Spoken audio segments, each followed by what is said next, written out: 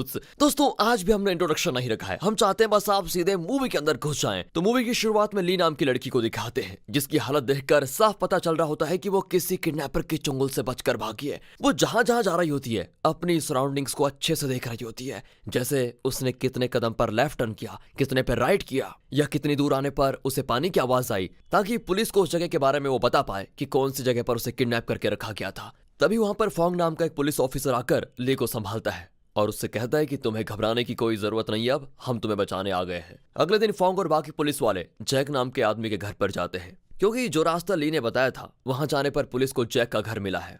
यही नहीं, उस घर के गार्डन में 5 लड़कियों के कंकाल भी बरामद हुए। अब इससे पुलिस को यह साबित करना मुश्किल नहीं था कि यह हत्या जैक ने की है और ली का भी किडनैप उसी ने किया है। पर जैक तो अपनी बेटी को गोद में लिए सिर्फ इतना कह रहा होता है कि देखिए मुझे फंसाया जा रहा है, मैंने किसी की हत्या नहीं की। अब वो पुलिस वालों को भगाने के लिए चाकू से डराने की कोशिश कर रहा होता है, लेकिन इस चीज से फोंग तुरंत जैक से उसकी बेटी को दूर कर देता है और दूसरी ओर से रेयान नाम का एक ऑफिसर जैक को शूट करके मार डालता है। उसके मरने के बाद पुलिस वाले द बुचर केस को कर देते हैं बंद, क्योंकि बुचर केस उन्हीं 5 लड़कियों की हत्या और ली का अपहरण था। अब हमें 4 साल के बाद द डेविल कॉप केस का सीन दिखाया जाता है, जहां एक नकाबपोश इंसान फिलिप नाम के एक एक्स पुलिस ऑफिसर के मुंह पर गन पॉइंट किया होता है और जैसे वहां पर पेट्रोलिंग करते हुए 2 पुलिस वाले आते हैं, वह नकाबपोश उन 2 पुलिस वालों के साथ फिलिप को भी शूट करके मार डालता है और अपनी गन फिलिप के हाथ में डालते हुए उसे उसका जूता भी पहना देता है जो हड़बड़ी में फिलिप के पैरों से निकल गया था। अब ये नकाबपोश आदमी ये चीजें इसीलिए कर रहा है ताकि पुलिस को ऐसा लगे कि फिलिप ने ही उन दोनों को फायरिंग की है और बदले में जब उन दोनों ने गोली चलाई होगी तो फिलिप भी मारा गया, वो दोनों भी मारे गए। यही है इस नकाबपोश वाले इंसान का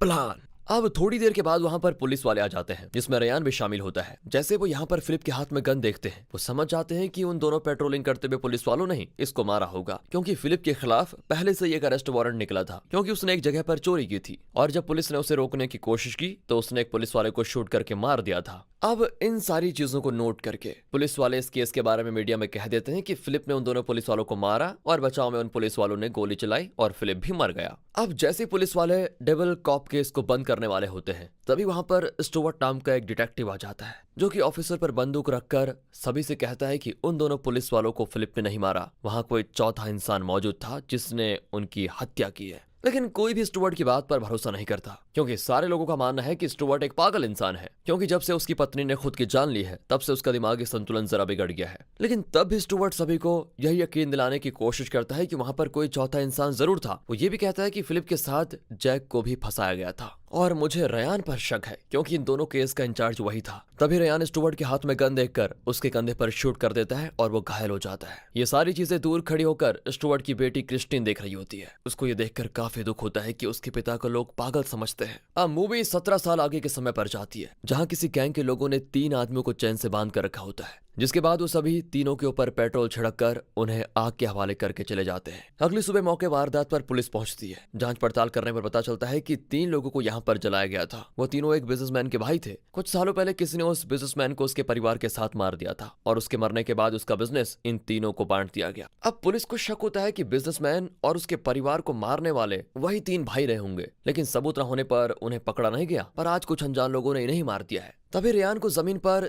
चोजन स्ल्यूथ लिखा हुआ दिखाई देता है, क्योंकि वो सारे गैंग मेंबर्स खुद को चोजन स्ल्यूथ मानते थे। दरअसल स्ल्यूथ ऐसे लोगों को कहा जाता है जो किसी केस पर कड़ी नजर रखते हैं और क्रिमिनल का पीछा करके उसके खिलाफ सबूत इकट्ठा करते हैं। साथ ही पुलिस वालों को वहां पर अगला केस का नंबर भी लिखा मिलता है, जिस केस में 21 लड़कियों की किडनैपिंग हुई थी। उसमें से 2 लड़कियों की बॉडी मिली, लेकिन 19 की तो बॉडी कहीं मिली ही नहीं। अब ये सभी लोग अंदाजा लगाते हैं कि हो सकता है स्ल्यूथ गैंग उसी सीरियल किलर को मारने गई होगी जिसने उन 21 लड़कियों को मारा, क्योंकि वो अभी तक पुलिस में पकड़ा नहीं गया है। दूसरी ओर स्टुअर्ट सड़क पर बैठकर अपना काम कर रहा होता है, क्योंकि उसके पास रहने के लिए घर तक भी नहीं है। वो सड़क पर ही रहकर अपनी जिंदगी बिताता है और उसने जितने भी केस सॉल्व करने की कोशिश की होती है उन सभी की जानकारियां वो दीवार पर लिख देता है, ताकि वो एक दिन उन सभी के असली क्रिमिनल तक पहुंच पाए। तभी वहां पर एक आदमी आता है जो खुद को वही सीरियल किलर बताता है जिसने इन 21 लड़कियों को मारा जिस केस की अभी बात हो रही थी। इतना ही नहीं, उन लड़कियों को मारकर इसने सीवर में फेंक दिया था। अब वो स्टुअर्ट से कहता है कि तुमने मेरे केस के बारे में काफी सारी जानकारी निकाली है, इसलिए तुम मुझे अच्छे से पहचानते होंगे। मैं यहाँ तुमसे मदद मांगने आया हूँ। दरअसल दोस्तों आपको बता दूं, ये आदमी मर चुका है और ये एक तरह से इसकी आत्मा है जो किसी और को नहीं दिखाई दे रही है, सिर्फ स्टुअर्ट को ही दिखाई दे रही है। मरने के बाद इसकी आत्मा को शांति नहीं मिली,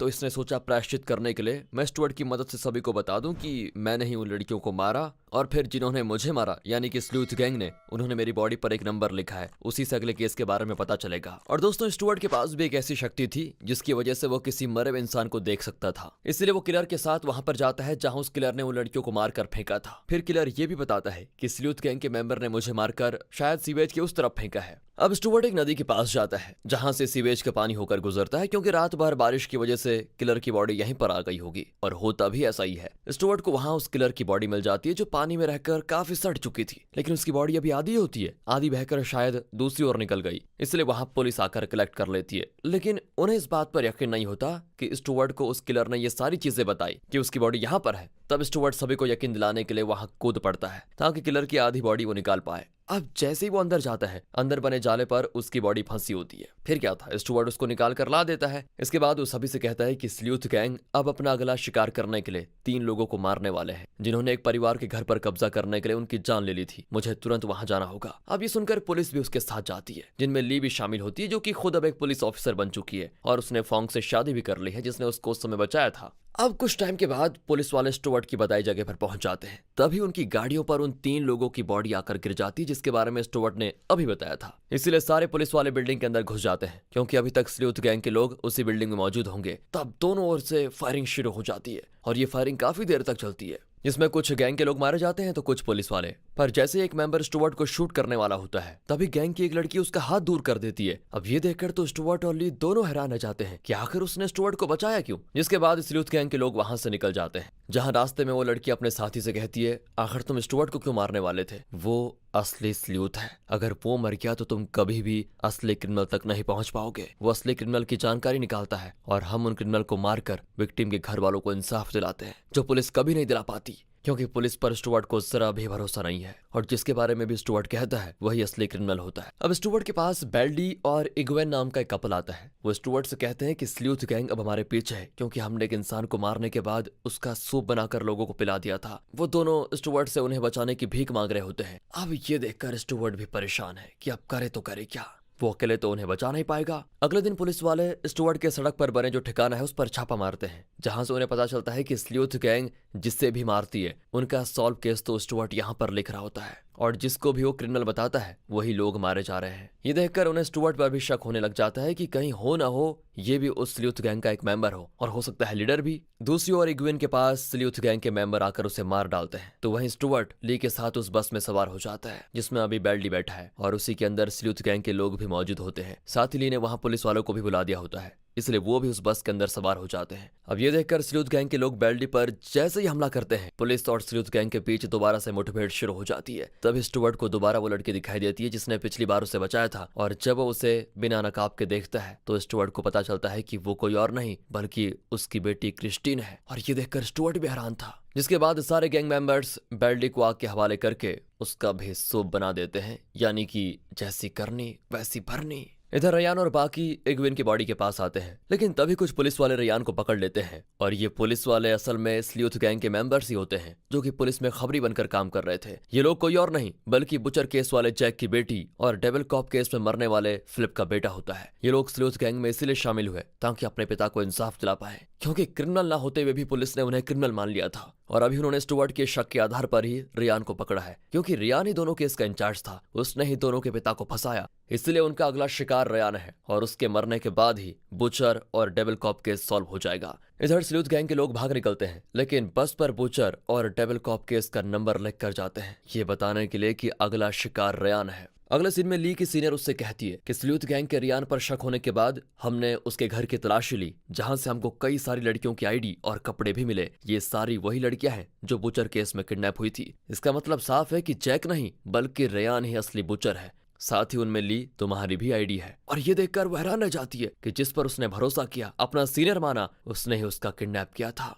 इधर स्टुअर्ट को उसकी बेटी दिखाई देने लग जाती है। स्टुअर्ट उससे पूछता है कि आखिर तुमने स्लूथ गैंग क्यों बनाया, जिस पर क्रिस्टिन कहती है कि मैं ये नहीं देख सकती कि दुनिया आपको गलत कहे जबकि आप हमेशा सही होते हैं। अब स्टुअर्ट उसे समझाता है कि तुम लोगों ने रेयान को पकड़कर बहुत बड़ी गलती कर दी है, वो असली क्रिमिनल नहीं है, मुझे तो उस पर बस शक था, मुझे कैसे भी करके उसे बचाना होगा। और ये चल क्या रहा है यार। तभी पुलिस डिपार्टमेंट का सिस्टम स्लूथ गैंग के लोग हैक कर लेते हैं और उनके स्क्रीन पर रेयान की वीडियो चलने लग जाती है जिसमें वो कहता है कि मैं ही असली बुचर केस का क्रिमिनल हूँ, मेरी वजह से फ्लिप मारा गया था, इसलिए मुझे सजा होनी ही चाहिए। अब ये देखकर तो सारे पुलिस डिपार्टमेंट के लोग हैरान हो जाते हैं कि आखिर रेयान है कहाँ, और अगर उसने गुनाह किया है तो सजा देने का हक कानून का है, ना कि स्लूथ गैंग का। तो दोस्तों आपको क्या लगता है, रेयान असली क्रिमिनल है या नहीं, या फिर उससे जबरदस्ती वीडियो बनाया गया है? अब ये देखकर ली तुरंत रेयान को ढूंढने निकलती है, लेकिन फोंग उसको रोककर कहता है कि तुम हमारे बच्चे की मां बनने वाली हो, तुम्हें घर जाकर आराम करना चाहिए। इसलिए वो उसके जूते की खुली लेस को बांधकर उसे घर जाने के लिए कह देता है। लेकिन जैसे ही वो गाड़ी में बैठती है वहां स्टुअर्ट आकर उससे कहता है कि हमें रेयान को बचाना होगा, तुम मुझ पर भरोसा कर सकती हो, रेयान असली क्रिमिनल नहीं है। तब ना चाहते हुए भी ली स्टुअर्ट पर भरोसा करके उसे अपने साथ लेकर चलती है, जिसके पीछे पुलिस लग जाती है क्योंकि उन्हें स्टुअर्ट पर पहले से ही शक था और अब ली भी उसके साथ भाग गई, जिससे उन्हें दोनों पर शक हो जाता है। अब रास्ते में स्टुअर्ट ली को बताता है कि मेरे हिसाब से डेविल केस और बुचर केस में क्या हुआ था ये मैं तुम्हें बताता हूँ। तब उसकी बातों को सुनकर ली को भरोसा होने लग जाता है कि शायद स्टुअर्ट सही कह रहा है, रेयान असली क्रिमिनल नहीं है। इसलिए वो गाड़ी के जीपीएस को बंद कर देती है, जिससे पुलिस उस गाड़ी को ट्रेस नहीं कर पाती। तब स्टुअर्ट ली को उसी जगह पर लेकर जाता है जहां वो पहली बार फोंग से मिली थी, और वहां आने पर स्टुअर्ट ली की बॉडी पर किडनैपर के दिए हुए सारे चोट के निशान को देखता है। इससे उसे पता चल जाता है कि जिसने ये निशान दिए हैं उस इंसान ने बचपन में बहुत ज्यादा टॉर्चर सा होगा और उसी चीज का उसके दिमाग पर गलत असर हुआ, इसलिए उसने लड़कियों को किडनैप करके उन्हें टॉर्चर करना शुरू कर दिया। पर तब उसकी नजर ली के जूते पर पड़ती है जिसकी लेस फोंग ने बांधी थी। अब ये देखकर स्टुअर्ट हैरान रह जाता है, उसे याद आता है कि सेम ऐसे जूते की लेस फिलिप के जूते पर उस क्रिमिनल ने बांधी थी, यानी कि उसे बांधने वाला फोंग ही था। साथ ही जब पहली बार ली फोंग को मिली थी तो वो ईस्ट की तरफ से आ रही थी और फोंग ने रिपोर्ट में लिखा था कि वो वेस्ट की तरफ से आ रही थी, जिस वजह से स्टुअर्ट को यह शक होने लग जाता है कि हो ना हो असली क्रिमिनल उन दोनों केस का फोंग ही है। इसलिए अब वो ईस्ट की तरफ उसी जगह पर जाने के लिए निकल जाता है जहां से ली के हिसाब से वो भाग निकली थी। पिछली बार जब जैक फंसा था तब ली की बताई हुई जगह पर यानी कि वेस्ट की तरफ जाने से जैक का घर मिला था, इसलिए उसे क्रिमिनल समझा गया। और इस बार ईस्ट की तरफ जाने से जिसके अंदर 25 से ज्यादा लड़कियों के कंकाल पड़े होते हैं, यानी कि बूचर केस में टोटल 30 लड़कियां मरी थी जिन्हें फोंग नहीं मारा था, और जैक को फंसाने के लिए 5 लड़कियों के कंकाल को जैक के गार्डन में छुपा दिया। अब ये जानकर ली एकदम घबरा जाती है कि जिससे वो अपना पति समझ रही है वो उसका किडनैपर निकला। अब स्टुअर्ट जब उस जगह की तलाश ले रहा होता है तब उसे वहां उसका पिया हुआ सिगार और अंदर आने की वजह से उसके जूते के निशान जमीन पर दिखाई देते हैं।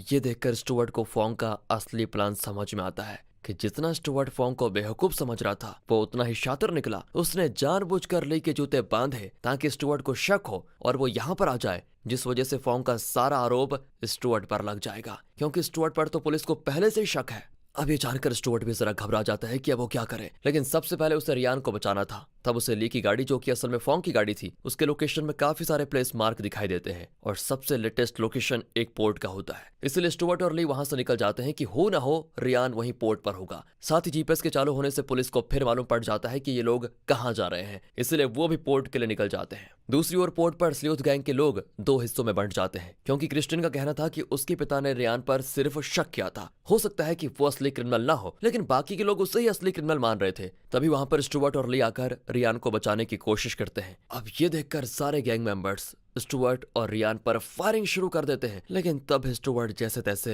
रेयान को आजाद कर लेता है और फिर वो ली और क्रिस्टिन के साथ खुद को एक जगह बंद कर देता है ताकि वो गैंग के मेंबर से बच पाए, क्योंकि अब वो सभी इन तीनों के पीछे पड़ चुके थे। तभी ली के पेट में दर्द शुरू हो जाता है क्योंकि डिलीवरी का समय आ चुका था, इसलिए क्रिस्टिन ली की डिलीवरी करने की कोशिश करती है। साथ ही वो स्टुअर्ट को ये भी बताती है कि हमारे स्लूथ गैंग का लीडर कोई और नहीं बल्कि फोंग ही है। वो कहती है कि फोंग ने ही स्लूथ गैंग को बनाया। आगे दिखाते हैं तो वहीं पुलिस वालों और स्लूथ गैंग के बीच फायरिंग हो रही होती है, लेकिन फोंग अपने पुलिस साथियों को मारने लग जाता है और स्लूथ गैंग के लोगों से कहता है कि आज हम किसी को नहीं छोड़ेंगे, इसलिए वो लोग भी जोश में आ जाते हैं। लेकिन फायरिंग में स्लूथ गैंग के काफी लोग मारे जाते हैं और जब फोंग भी स्टुअर्ट के कपड़े पहनकर पुलिस और स्लूथ गैंग के मेंबर्स को मारना शुरू कर देता है तो पुलिस वालों को शक हो जाता है कि दोनों केस का असली क्रिमिनल स्टुअर्ट ही है। तो वहीं ली बच्चे को जन्म देती है, लेकिन तभी वहां पर फोंग आ जाता है जो स्टुअर्ट और बाकियों को मारने की कोशिश करता है पर वहाँ वो सबसे पहले क्रिस्टिन को पकड़ता है। स्टुअर्ट उससे पूछता है कि आखिर तुमने स्लूथ गैंग क्यों बनाया, जिस पर फॉन्ग कहता है कि मैंने सड़क पर बने तुम्हारे सारे केस को अच्छे से समझा तो मुझे पता चला कि तुम बस कुछ ही कदम पर दूर हो और मेरा क्राइम दुनिया के सामने आने वाला है, इसीलिए मैंने इस गैंग को बनाया जिसका काम मेरे किए हुए क्राइम के सबूतों को मिटाना था। वो लोग तो अनजाने में ही उन्हीं लोगों को मारते जो मेरा क्राइम दुनिया के सामने ला सकते थे, इसलिए मैंने सारे सबूतों को मिटा दिया। अब आज के बाद दुनिया के लिए असली स्लूथ मैं हूँ और तुम उन दोनों केस के असली क्रिमिनल जिसे जिंदगी भर अब जेल में सड़ना होगा। इतना कहकर वो क्रिस्टिन को शूट करके मार डालता है। इधर रियान पुलिस वालों को सारी बात बताता है कि मुझे फॉन्ग की माँ और उसके भाई के हत्यारे का पता चल चुका है और उन्हें मारने वाला कोई और नहीं बल्कि फॉन्ग ही है, क्योंकि उन दोनों ने उसे बचपन में बहुत टॉर्चर किया था और इसी का बदला उसने उन दोनों को मार कर ले लिया। और ये बात मैं दुनिया को ना बता दूं तो उसने स्लूथ गैंग को मेरे खिलाफ भड़का दिया कि असली क्रिमिनल मैं हूँ और मेरे घर पर लड़कियों के कपड़े डाल दिए। फिर स्लूथ गैंग ने मुझे मारकर वो वीडियो जबरदस्ती रिकॉर्ड करवाया, लेकिन मैं तो असल में इन चीजों में हूं ही नहीं, इनके पीछे तो फॉन्ग है। अब ये सुनकर सभी बिल्कुल हैरान रह जाते हैं। दूसरी तरफ ली फॉन्ग के पास आती है और उसकी सच्चाई जानने के बाद स्टुअर्ट और अपने बच्चे को बचाने के लिए वो फॉन्ग को अपने हाथों से शूट करके मार डालती है और उसका खेल खत्म। अब कुछ दिनों के बाद स्टुअर्ट को दोबारा से पुलिस डिपार्टमेंट में पूरी रिस्पेक्ट के साथ उसकी डिटेक्टिव वाली पोस्ट वापस मिल जाती है। ये देखकर स्टुअर्ट भी खुश हो जाता है और इसी थ्रिलिंग के साथ दोस्तों ये मूवी होती है खत्म। बाकी अगर आपको एक्सप्लेनेशन अच्छा लगा हो, स्टोरी अच्छी लगी हो तो लाइक कीजिए, चैनल को सब्सक्राइब। मिलते हैं अगली वीडियो में, तब तक के लिए गुड बाय।